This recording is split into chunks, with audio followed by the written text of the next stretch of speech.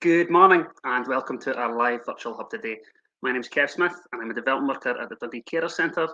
Today is the first day of Carers Learning Week and we're going to be hearing from a variety of learning providers who will tell us a little bit more about the learning opportunities that are available to carers and disabled people and how they might help support you through this. So our guests today are Dr. Matthew Ward from Dundee University.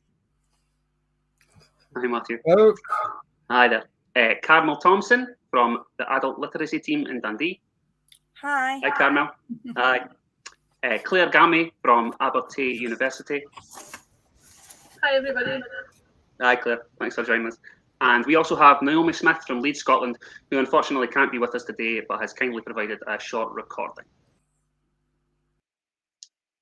As always, if you have any questions for us today, just post them in the comments section below and we'll do our best to answer your questions or DM us. And if the questions aren't covered in today's session, we'll get back to you at a later date. All links discussed will be posted in the comments sections throughout and will also be available on the Carers of Dundee website, which is www.carersofdundee.org.uk. So firstly though, I'd just like to talk a little bit about the learning opportunities available to carers of all ages at the centre itself. And to help us navigate this, we've developed a booklet about all the learning opportunities available.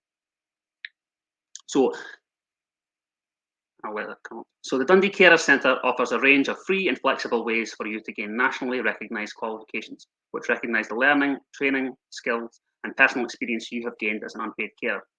These opportunities are available if you take part in one-to-one support, groups, learning, training, or volunteering. Some of our awards are available for the whole family to work towards together, so there really is something for everyone. Through the centre, you can access Adult Achievement Awards, which have a range of levels and can be centred around any type of learning you have taken part in, including caring itself. There are also High Five Awards for children aged 5+, which can be done through the whole family. Dynamic Youth Awards for children and young people aged 10+, Youth Achievement Awards for young people aged 14+, and other training opportunities such as REHIS elementary cooking skills and vocational opportunities for young people between 16 and 25. So as I say, there really is something there for everyone. So I'd just like to welcome back our guests for today and we'll have a conversation with them one by one. So our first guest is Dr. Matthew Ward from Dundee University. Hello. Hi there, Matthew. How are you? I'm good, thank you. Good stuff. Good stuff. Do you want to just start by telling us a little bit about yourself? Yep. As I say, I'm a senior lecturer in the history program at Dundee, but my specific role here is I'm the advisor to the part-time students and for the part-time degree at Dundee, and that's really what I want to talk about today, because I think a lot of people don't really know that much, and a lot of people haven't even heard about the part-time degree. So the part-time degree we offer students the chance to take a range of different subjects in the Master of Arts program. So that's a very wide sort of range of different disciplines, including languages, humanities, social sciences, politics, IR, some business, psychology. So there's a range of different classes that people can take. Part-time, you don't have to be a full-time student. We offer some modules, not that many, but a small number in the evening, specifically designed for people who can't come and study in the day. Most of those modules are in humanities, so unfortunately they're not in things like business. But we understand that part-time students are doing other things before they're a student. I'm one of the people who gets a bit grumpy with my full-time students who say, oh, I can't come to class today because I'm working. You're supposed to be a full-time student. We understand that part-time students are something else first and then a student. So if students have difficulties coming to class at a particular time, we will try and work with them to make other arrangements. So we can be quite flexible.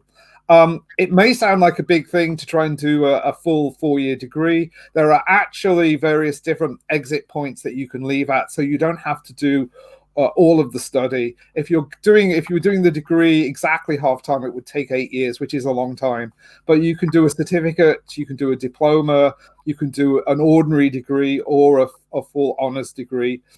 You can combine a range of different subjects. So you could do some languages, some business, some history. Obviously, history is the best thing to take. But you can do a really interesting combination in the way that we offer things. And I think what's important for people is this gives you a chance to gain a range of skills, and it's not just about the subjects you're taking. And as a student here, you get access to all the university facilities. There's no sort of thing that says you're a part-time student, so therefore you can't access the library. And importantly, you can access the career service, the counselling service, disability support. So all of that support is there for students. So the idea is that at the end of this, you've gained a specific qualification and you have a whole load of skills in everything from digital literacy skills to just meeting a range of different people and being able to find where you want to go. I have some bad news and some good news. The bad news is there are fees for this course. For a 10 credit module, that would this year it would be £150. For 20 credits, 303, and for 30 credits, 455. The good news is that for a lot of students, SAS does offer funding. So particularly if you're in a low-paid job, you can get, we don't cover it, but the government will pay your fees for you. I don't deal directly with that, but a lot of our students, possibly even a majority, have their fees paid for them. We have a range of different people. The part-time degree, I should say, includes a whole range of different people. We have some people who simply didn't go to university after they left school and are in full-time employment. We have people who are retired who are taking it for interest. And then we do have quite a lot of people who have caring responsibilities, and so obviously they can't attend full-time. So there's a range of different people who do this. I think it gives people a good chance to get into higher education, to gain different qualifications, to discover a whole range of different skills. As I said, there's a really wide range of things you can take. I've just been advising a student who's been doing mainly business, which is a bit outside my areas of expertise. You can't do a degree in business, but you can take various modules, things psychology, even math. Most of it's based in humanities, though. There's a lot more information that you can get. I think the links will go up, but if you go to the university website, there is a whole section on the part-time MA. If you search for part-time degree, you'll find it. And if you go to the School of Humanities, you can actually find the whole MA degree catalogue with a list of every single module that you would be able to take as a student here. And if you have any questions, and you just email parttime@dundee.ac.uk, it will get forwarded on to me, and we'd be more than happy to answer any questions that you have. But it's a flexible chance to study when you want to and gain your qualifications that could be useful for you. Fantastic, Matthew. You've made my job very easy there, given a whole host of information. I imagine that quite often we find with carers kind of looking to get back, they may have been out of education for quite a long time, and there's quite a lot of additional anxiety associated with that. So you were saying that their kind of support would be kind of met at, And that's a lot of the people we have coming in would be in exactly that position. In the part-time degree, most people have been out of education for a considerable period of time. In some cases, 40 or 50 years.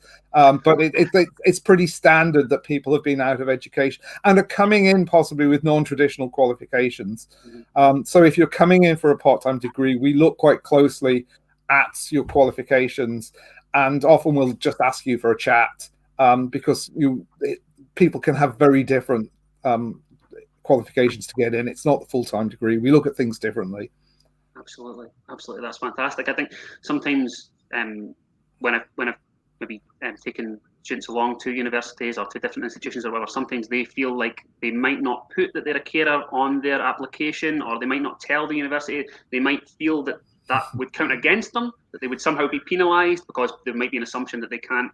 So would you mind kind of just saying a little bit about, I'm assuming that that's not the case. Yeah. For the part-time degree, absolutely not. And actually, that in some ways, I don't want to say it would be a positive, but it would explain why you want to study part-time, why you've not done a degree before.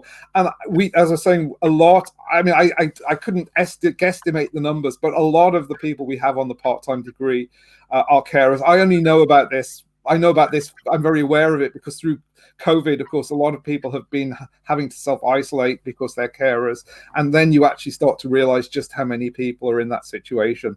So I don't think we register carers specifically, but it's a lot of people because that's why they want to study part-time.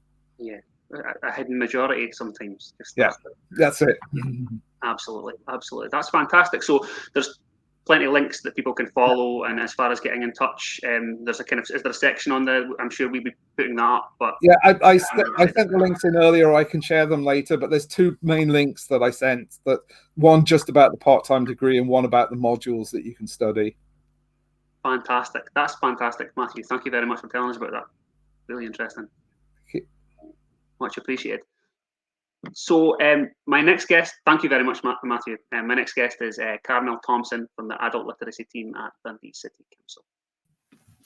Hi everybody. Yes, I'm a community learning and development worker, which means I'm part of the Adult Literacies team at Dundee City Council, part of a group of about 10 of us.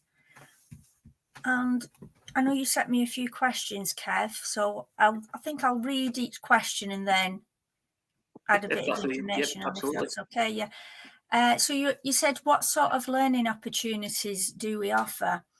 Well, sometimes people don't know what literacies is about. Literacies is reading, writing, spelling, speaking as well, improving your speaking skills, and numeracy. And it could be everyday maths, or we've actually helped people to get onto the access course, the swap course at the university. Just so it's a wide range of abilities that we work with, learners, we call the people that we work with. We offer qualifications. If people want to do a qualification, that is a core skills SQA, levels 3 to 4 in communications, numeracy, and information technology. And people tend to work on a variety of different things. It's not like it's a set course. Somebody might come and say, well, I'd like to research my family and write a little book about that because I want to learn computing skills and I want to do a bit of history and I want to increase my spelling. So they might work on that. We've had another lady recently who she couldn't read or write. So she wanted to learn to read to help children who were about to start school. And I had another gentleman recently who wanted to know how to buy things on the internet, do some internet shopping and work out discounts. So we've got a wide range. There's no one set thing that we do. And we work with all ages from school leavers. And our oldest learner was actually 81. So it's never too old to learn. The key that I'd say is that we offer free, flexible learning. That's the key there. Okay.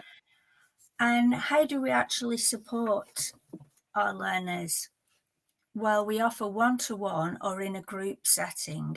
But when I say group, it's not like a formal setting of school where you're all sat learning the same information. You will work together with your tutor and you'll plan your learning journey so it's tailored to what you want to learn. So you're working at your own pace. And there's no set number of weeks you're on a course either. We like to review with the learner every 6 weeks to see how you're progressing. Is there anything else you want to change? So it really is built around you. And we offer these learning opportunities in different centres.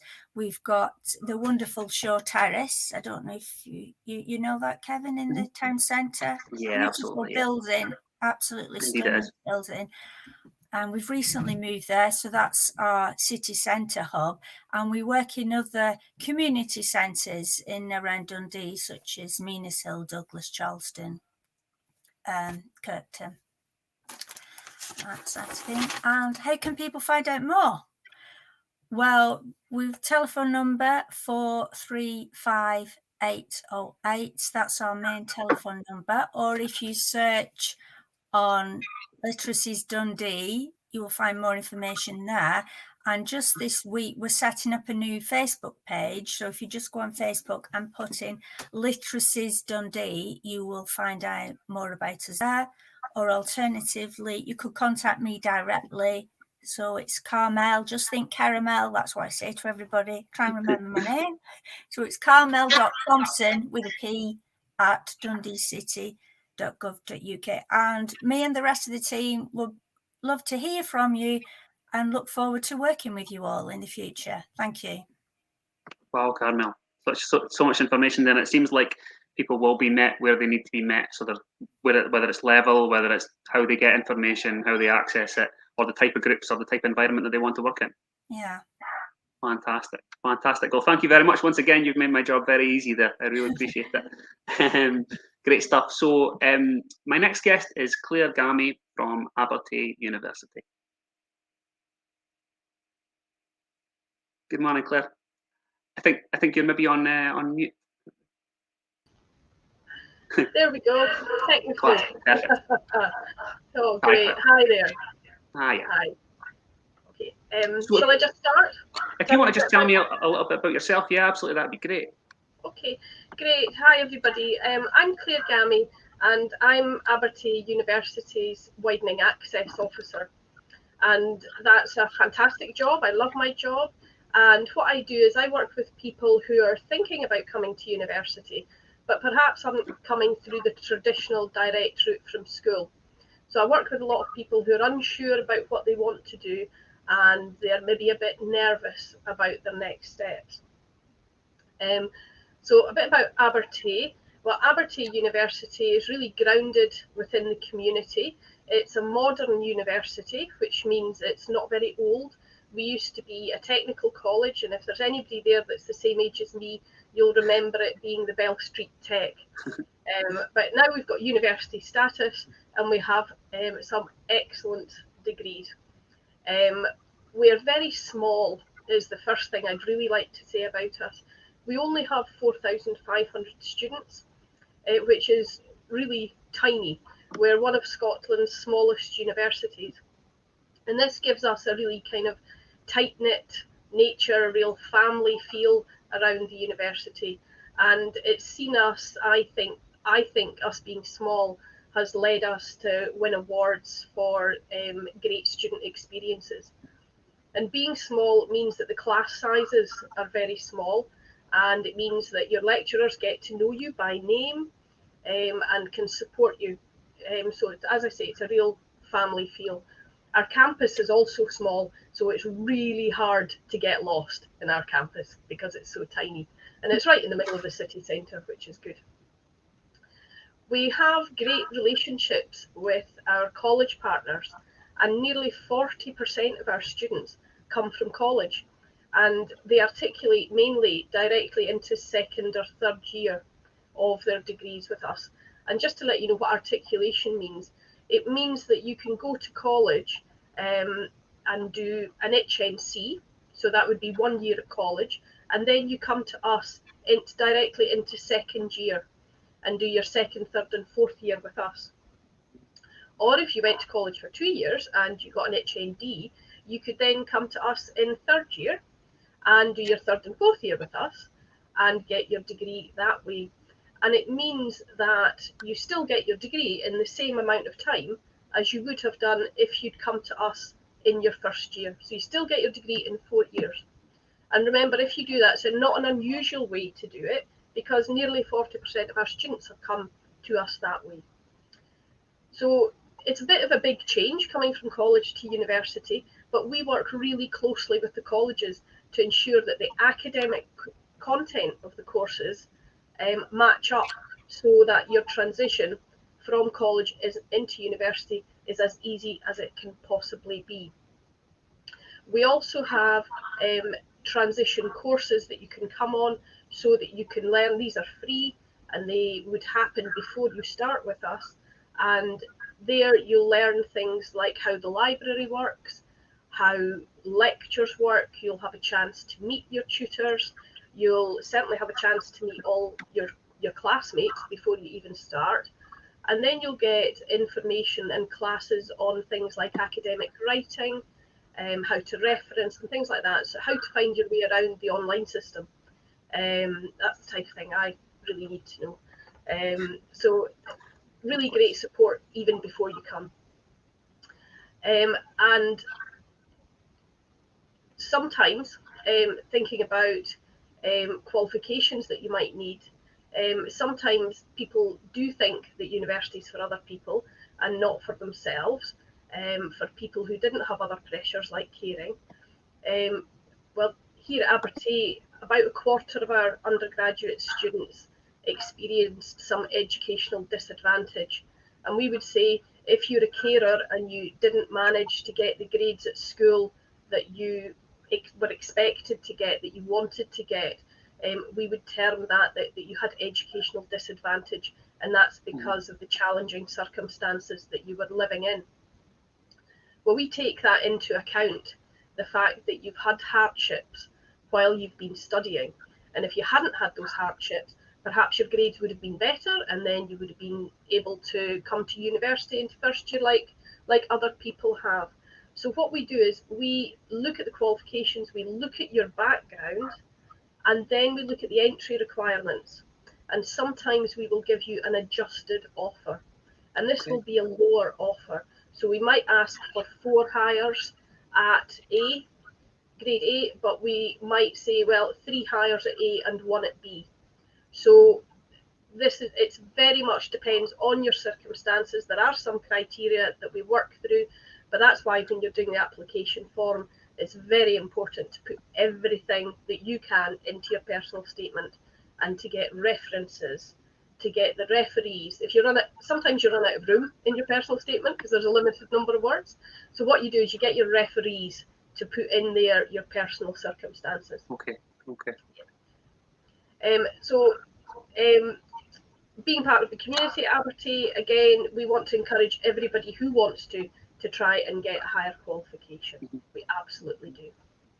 So what do we do? Well, all our degrees pretty much are vocational, which means that they're connected to a career or a specific industry.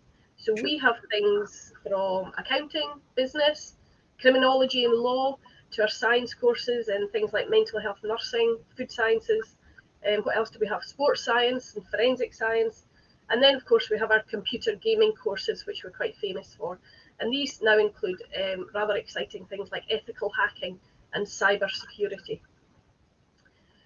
So alongside a very traditional approach to teaching, things like lectures and lab work and tutorials, we place a big, strong emphasis on workplace simulation in the form of work placements and real life projects. And we find that that's something that our students get an awful lot out of, and then it really helps them to be work ready.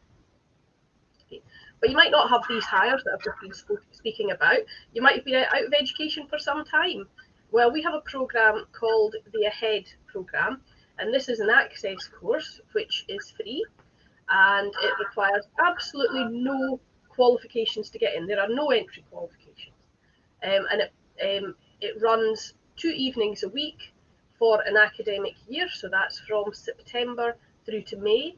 And on successful completion of the Ahead course, you are guaranteed a place on a range of our degrees. And that means that you don't need to go through the whole application form. There's no personal statement on that form to UCAS. So it's fantastic. And it's for people, as I've said, who've been out of education for 3 years or more, and you don't have sufficient qualifications to get into university in the traditional way. And it provides you with kind of the core academic study skills that you really need to be successful in a higher education degree. It's part-time, as I said, 2 nights a week. And what you'll do is you'll meet a bunch of people who are exactly like yourselves, people who have all different sorts of histories. They've all had lives that haven't revolved around education, and now they're at a point in their life where they feel that this is something they can do. If you do the Ahead course and you're successful, and you find at the end of that you can't go and start your degree because you would start in first year, you can hold on to this qualification, and it's valid for 2 years. So most people who do it do the course and come directly on to first year. Some people have a year's break until they sort things out. It's maybe money because they might have to give up a job if they have to come into first year full time. And some people do the course and think, well, I really enjoyed that, but you know what? I don't think university's for me. And that's okay. That is absolutely fine. You'll find that you'll have a whole range of skills from the course. Other people, most people, go on and they come to university and they have 4 years, and we've had people who've left with first class honours degrees and they don't have a school qualification between them. So it really is a fabulous, fabulous course with really, really excellent tutors who are lovely and fun. You might be coming from college, and again, I've said that earlier, coming directly into second year with your HNC, sorry, or third year with the HND. You asked about guidance and support that was available. Well, we have a variety of packages for all of our students, both academic and sort of personal or care matters. And we have the university preparation programmes, again, which are free and they're tailored to you, maybe coming from college or coming back into education, and they concentrate on sort of orientating yourself around the university. And then everything goes through our student inquiry zone, which is a one-stop shop for support. So a student inquiry zone is based at the bottom of the library. You can obviously get them online as well, and the shortened term is SES, because when you come to university, you'll find that everything is shortened into the acronyms. So you can go to SES. If you don't need to know who the person is that will support you, just go to SES and tell them what you need, and they will find you the help. But as a carer, I think, Kev, you said that you're under no obligation to disclose that you have caring responsibilities. However, if you don't tell us, then we can't give you the guidance and the advice and provide you the support that we can do. And when you tell us, what we'll do is we'll meet with you and discuss any additional support needs that you need. And that could be things like funding and financial advice, or specialist referrals on managing your studies, or we might get external referrals for you as well. And then what we'll do is we'll set up a plan to support you with your learning, and you'll have a named contact that you can contact directly for any support need that you have. And our aim is really to empower you to make the best decisions for you, and be very accommodating and be flexible with you and non-judgmental, so that we give you what you need and support you through your studies with us, so you can be successful. And then just finally, how can people access this? Well, there's much more information on our website, lots and lots of information there that you can go and have a look at, or you can contact me through 2 email addresses. One is sro@abertay.ac.uk, or c.gammy@abertay.ac.uk, and I'd love to have a chat with you if that's what you want to do. Fantastic, Claire. Thank you once again for so much information there. I really, really appreciate it. It seems like what you're saying is that it really is the case that you can access education if you want to access education, and that's come through from all the guests today, I think, and really the case that you will not be penalised for being a carer. It's really about having that discussion, having that dialogue with the institution that you're applying to. Absolutely, absolutely. Fantastic. Thank you so much, Claire. I really appreciate it. So that's all 3 of our guests today. We also have a short recording from Naomi Smith at LEAD Scotland, who unfortunately couldn't be with us. So we'll play that now before we finish up. Hi there, my name's Naomi and I'm a learning coordinator for LEAD Scotland in Dundee. So LEAD provide a service to anybody who feels that or identifies themselves as a disabled person or unpaid carers that are at 16 or over. And the service that we provide is very person-centred. And it can be somebody who wants to develop an existing skill like basic literacy, so helping somebody with their reading, or improving their handwriting. So we've been sending out some exercises to help either with print or cursive writing, and also, well, maths, and there's digital skills as well, which has been really helpful throughout the pandemic. So we've been helping people to connect with friends and family by helping them remotely using their digital device, so using FaceTime or Zoom, or just video calling with, as well as working on our video calling skills. We've also helped people be aware of maybe online safety as well, working through online courses, so signposting people. We've also helped create an Open University course, which is everyday computing skills. So we've either signposted people towards there or worked through the courses together with them, and help people set up email addresses.